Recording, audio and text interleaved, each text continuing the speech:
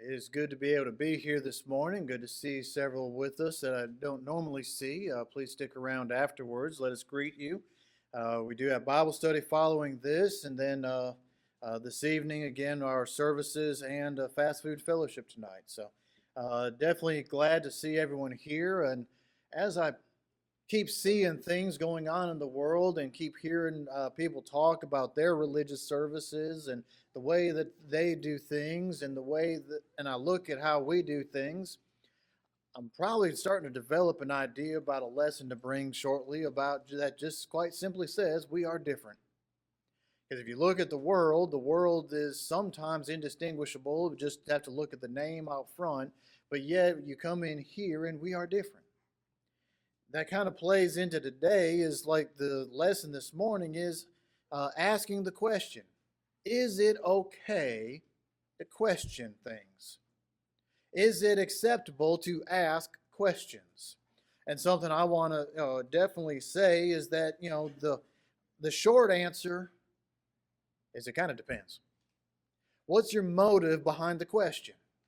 When we look at our little ones, how do they learn? They learn by asking questions. Why? How? How come? What about? We get to ask these questions. We want questions because that shows attention, it shows learning, it shows the desire. But sometimes we have to remember what Isaiah wrote in Isaiah 55 and verse 8. For my thoughts are not your thoughts, nor are my ways, says the Lord. For as the heavens are higher than the earth, so are my ways higher than yours, and my thoughts higher than yours. When we stop and think about it, sometimes, like I said, what is our motivation behind asking the question? Is it to learn?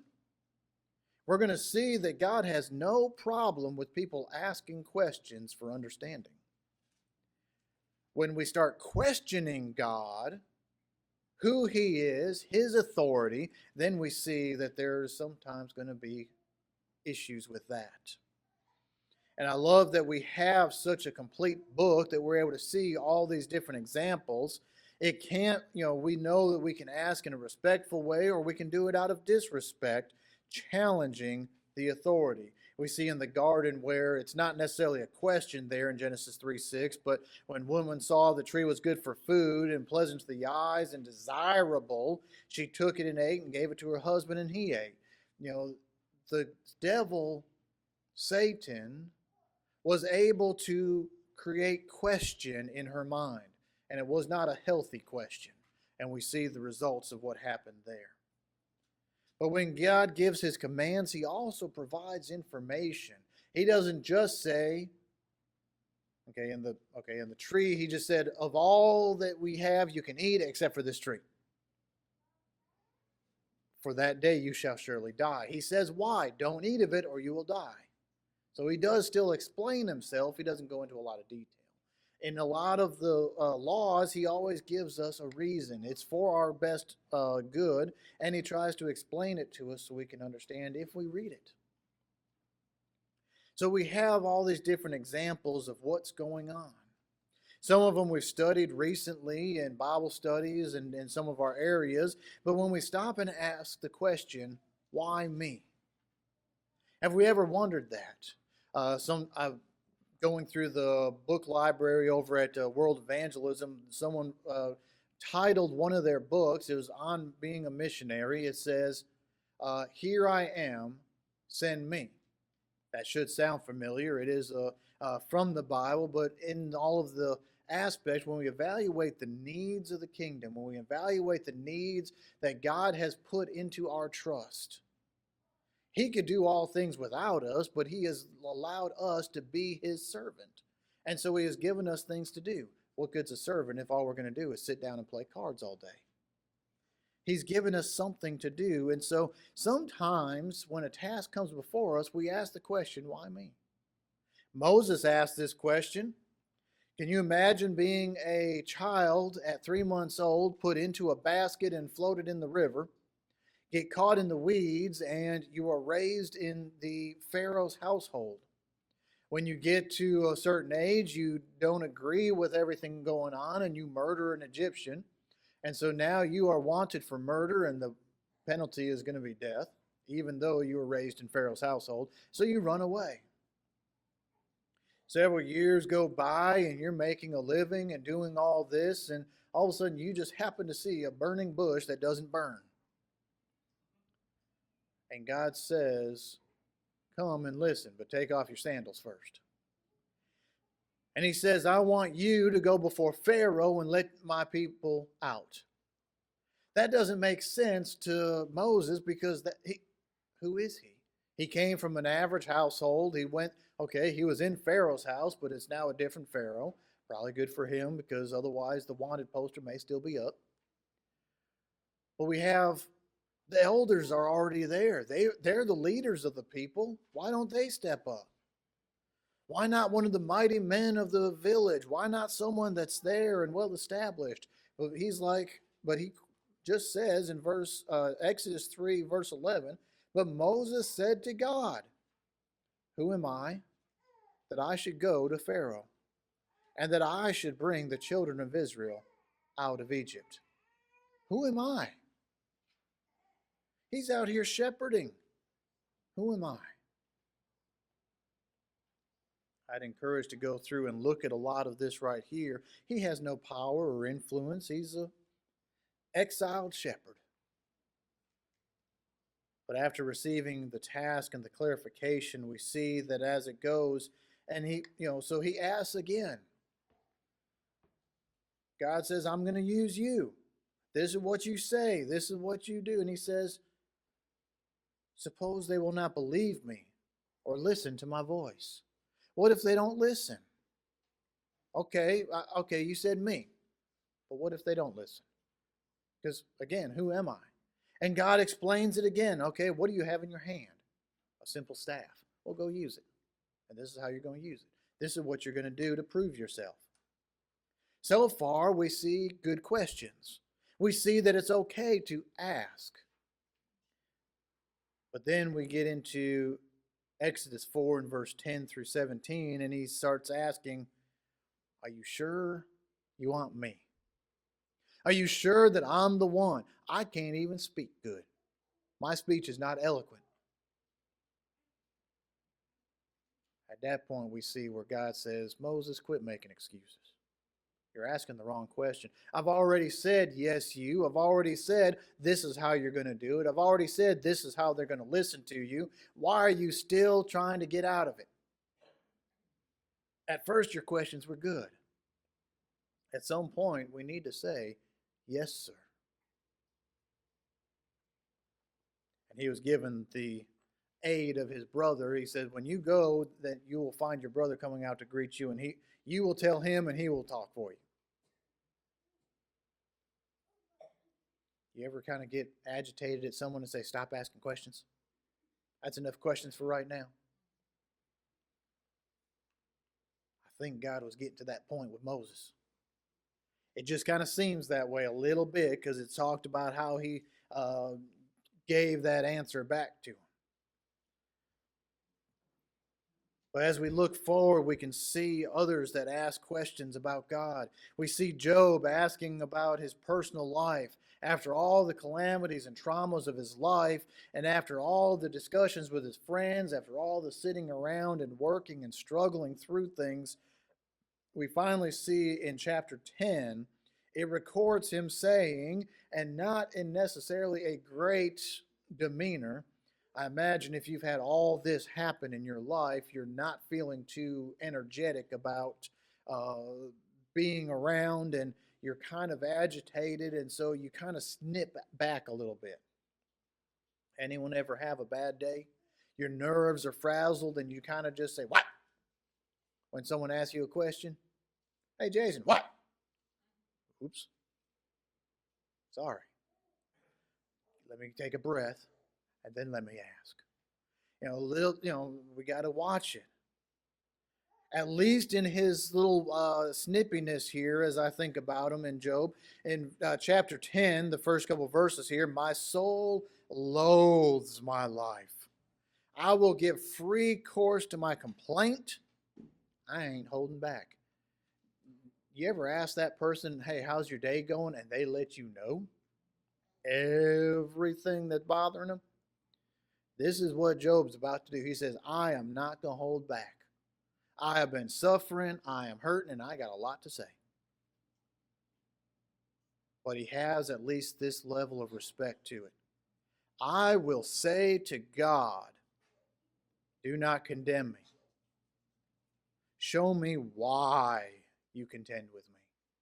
He at least comes with an ounce of respect there, saying, do not condemn me, because I'm about to ask you the tough questions. I am about to unload and just ask all of this. And he goes through this whole chapter. All of chapter 10 is him asking God why.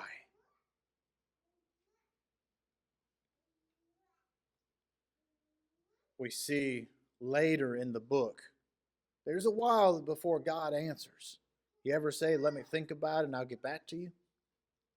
God says, put a note in that. I'll come back and tell you later.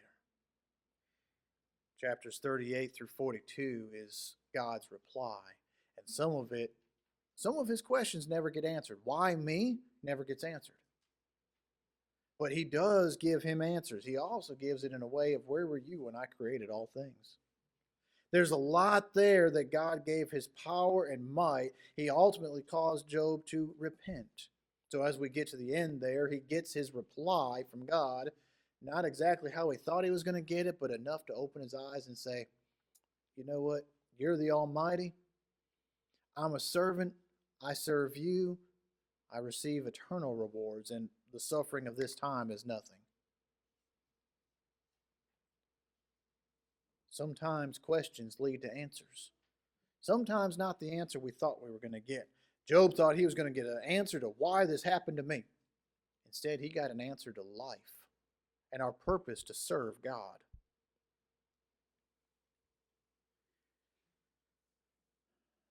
I think Jeremiah asks a very interesting question about why me. Is that while he is serving God and doing all of this good for God, he's looking around and everyone who is ignoring God seems to be prospering, and he is feeling the heat from everybody. He's trying to return everyone to God, and everyone else is staying away from God, and everyone else seems to be prospering, and he's struggling. In chapter 12, he starts off by saying, righteous are you, O Lord, when I plead with you. Yet let me talk with you about your judgments. I've got a question for you. Why does the way of the wicked prosper? Why are those happy who deal so treacherously? Do we see that today too? We spend our time and focus looking to God for answers, looking to God for the ability to get through the struggles of life, because we're struggling sometimes, and yet the people that are out wickedly in the world just seem to keep on rolling through everything. Why? Jeremiah asks, why? God answers him, starting in verse 5, if you have run with the footmen and they have wearied you, then how will you contend with horses? You're just walking with everybody. Wait till you have to start running. Do we see sometimes sometimes the answer is to get you ready for what's next. And that was in Jeremiah right here in this place. I encourage this as a good study to go back to. Another question can be, does it have to be this way? When we go to God in prayer and we're able to talk to him, as these other men have done, they've gone to God in prayer, and he's like, does it have to be? Sometimes we ask for our will, for something that we want going forward, for a good life, for a long life, for health, for our doctors to have clear vision, for our ability to get over an ailment or something. But we also have to remember, but let thy will be done. What is his will? In Genesis 18, Abraham is told about the upcoming destruction of Sodom and Gomorrah, and he asks, do the righteous have to perish with all the unrighteous? He knew that the cities were wicked, but he also was hopeful that there was enough people in them to keep it alive. And then we see what happened afterwards, that he bargained with God, working the way from 50 righteous all the way down to 10, and couldn't even get 10, which would have been his own kinfolk. Only a select number of them actually came out, and one of them didn't even make it out very far. When we look at all of these things, he asked, does it have to be? And God listened to him. Found this one interesting to look at and read about in Judges chapter 6. We have Gideon was conflicted by God's presence to him. It's interesting the words that are used here in Judges 6, starting in verse 12. They are in, the nation is under persecution by the Midianites. They're in hiding. The Midianites keep coming up and terrorizing the whole area, destroying or taking all of the crops and destroying the land, and they're barely surviving. And so the angel of the Lord appeared to him, to Gideon, and said to him, the Lord is with you, you mighty man of valor. Notice the tense here. The Lord is with you. Verse 13, Gideon said to him, O my Lord, if the Lord is with us, why then has all this happened to us? And where are all his miracles which our father told us about, saying, did not the Lord bring us up out of Egypt? But now the Lord has forsaken us and delivered us to the hand of the Midianites. They've been under this persecution for so long, they've not seen the workings of God, and Gideon's like, where's the Lord with us? I think that's interesting about his character. The angel said, the Lord is with you, and he said, well, where's the Lord with us? He's not looking at himself as a one-man band. He's saying, what about all of his people? And then we see where it goes into, he has selected you. You will be the one to go and lead against. And he's like, but I'm the least of my household and the smallest of the tribes. Why me? Are you sure I'm the one? And he gets down into verse 17 and it says, if I have found favor in your sight. He's not asking questions to be arrogant. He's not asking questions to be mean or disrespectful. He just wants to understand this. This is not the way of things. You don't go to the least of the household, you go to the highest. You don't go to the smallest tribe, you go to the biggest or the strongest. But he says, if I have found favor, show me a sign that it is you who talk with me. He asks another correct question.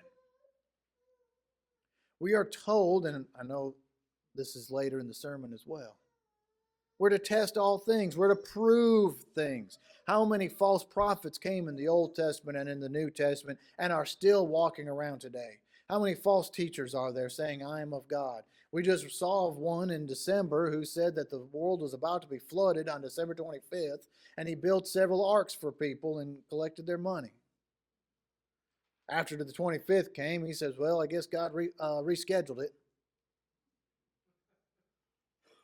We have false prophets among us. So Gideon asking, show me a sign. He's not testing God. He is testing to make sure this messenger is from God. And there's a difference between the two. You want to see the difference, go fast forward into the temptations of Christ by Satan before he begins his ministry, where Satan puts him on the pinnacle and says, well, just jump off because the angels won't let you dash your foot on a stone. That's tempting God. This one is testing to make sure the Spirit is accurate. And the thing that happened did occur. It is okay to ask questions. We need to know, why me? Because God has faith in us. We all have talents that can be used. And in each of these, does it have to be, why me? Is because God is with you. And in their cases, if God is with you, you're already in the majority. When they're looking at these things about, Gideon's like, I'm the smallest. That's okay. God's with you. One man can take down the whole place. It don't matter. Why just Moses? Well, what do you need? I don't care that you're going against Pharaoh. God is with you. Habakkuk, a very short read, only 3 chapters in length, saw issues within Israel. The nation itself had its own issues, and he was confused when God said that he would use the Babylonians, who were even more wicked and evil than his own people were, to punish them. Now, wait a minute, God. Our people are struggling and have strife within each other, and you're going to use that wicked nation over there. We have troubles. They are wicked. And you're going to let them teach us a lesson? Why can't we just fix what we got? We see part of the answer right here, Habakkuk 2 and verse 4. Behold the proud, his soul is not upright in him, but the just shall live by faith. There will be those who, the nation will be tested. And those who are righteous, those who are living by faith, will come through. They will shine. In the New Testament, we see many examples of utilizing questions in the correct way. Christ gives us examples of why we should ask questions. In Luke 14, he talks about counting the cost. Before you go build a new building, you need to count the cost. Make sure that you have enough money to build it. What good would it be to get the foundation and maybe a few sticks up and then you're done? Everyone's going to mock you. It's like, couldn't do it, could you?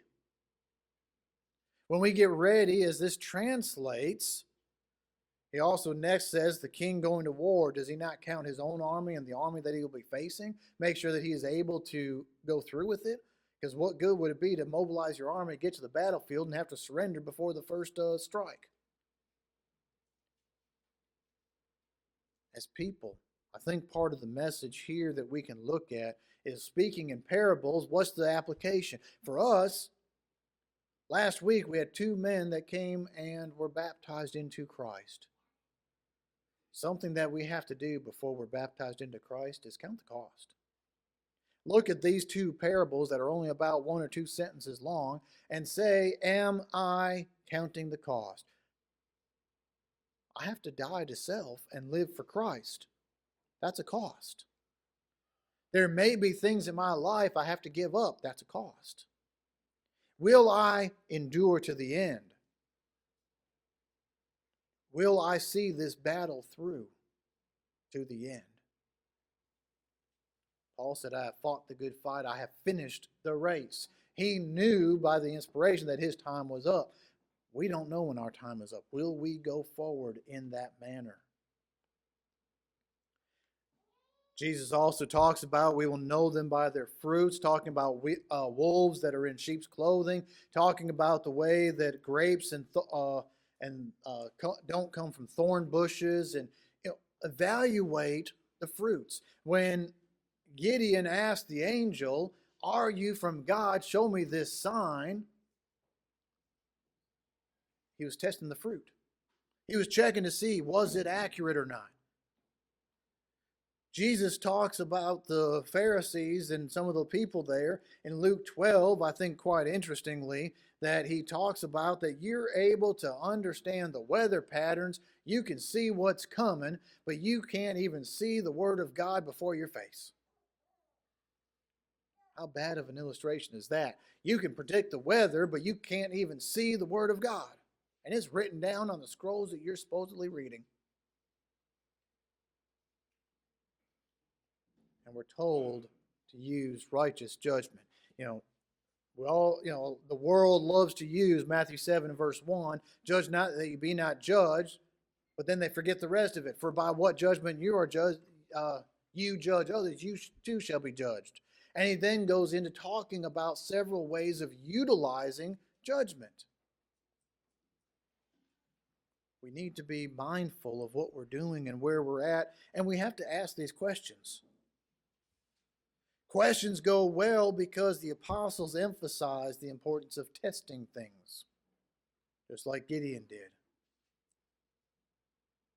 There are multiple scriptures listed right here. Test all things, 1 Thessalonians. Beloved, do not believe every spirit, but test the spirits whether they are of God, 1 John 4 and verse 1. They search the scriptures daily in Berea. and they were counted more noble than those of Thessalonica in Acts chapter 17. And in Philippians 2 and verse 12, we are to work out our own salvation. If we're to work our own salvation, that means we are to ask questions. We need to ask, and by asking, we look at the Bible and see, is my life matching this? Have I searched the Scriptures? Have I rightly divided them so I know what I'm supposed to follow? Which would tell me I don't have to buy an ark, because God's not going to flood the entire world again, because the Scriptures already told me He won't. I need to be looking at far more important things than an ark. We do live in the Delta, and every time it rains more than just a little bit, you kind of need to go get the canoes out. I get that. But I don't need an ark for a worldwide flood. My salvation is not going to be contingent on an ark. It once was, and we're in 8 souls were saved. Now it's about, how do I follow and live the New Testament Christian life? And the most important question to ask is, am I doing that? Throughout the Old Testament, and these questions listed, and many that aren't listed, God had patience as they asked these questions. Look at the conversation there. Almost everyone, God had patience with each person asking the right questions. They asked, what about? And He answered them. He gave a reply. He also gave a reply to their temperament. As we noted with Moses, when he finally got down to, but my speech isn't that good. Moses, quit. I've already given you the answers. You're my tool. You're my instrument. You're the one. Are we asking the right questions? And are we asking the questions with the right attitude? And most importantly, will those questions and the answers we find lead us to salvation? It's good to ask questions. I don't want to just follow the Bible because it says don't murder. I want to follow it because I love God, and I want to do good to Him because He has done so much for us. For God so loved the world that He gave His only begotten Son. He gave His all. And what do I give in return? He is perfect. He is loving. He has given us a way of escape, and I continue to sin in my life. I'm a sinful person by nature. All mankind is sinful. We all sin from time to time. As New Testament Christians, our goal is to not sin as much as we once did and to correct our lives moving forward. But do we still sin? Yes. Do we do it intentionally? Hopefully not. When we do, we don't stay there. Will we move forward from our sinful nature of mankind and be as Christ wants us to be?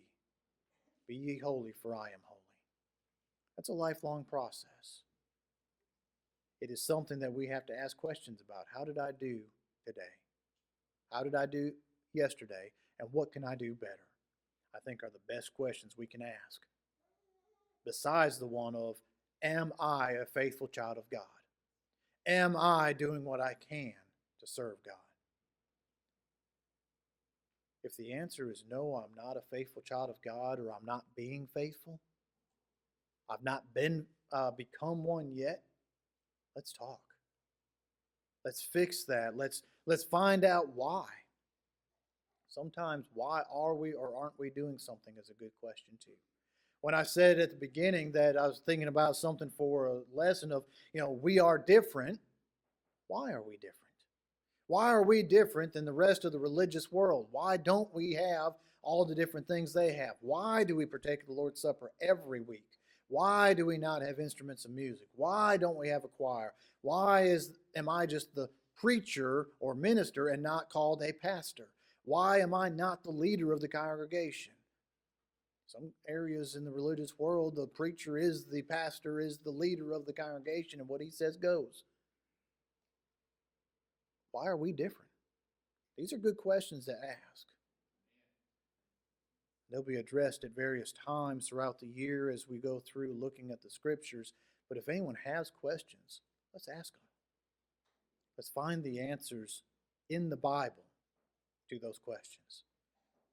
But going back to the previous question, if I've not been faithful, if I have not picked up the cross of Christ, if I have not started my journey as a Christian, or if I have but I've been unfaithful and I want to come back, we offer an invitation now while we get ready to stand and sing. If anyone has need of this invitation, if anyone wants to bring their life to Christ or come back to Christ or has an issue weighing heavy in them and want to express it publicly or come up now, we offer it now. If you want to meet us privately afterwards, then please do so. Let's not linger. Let's get answers to our questions. If you have a need of the invitation, we offer it now. We'll stand.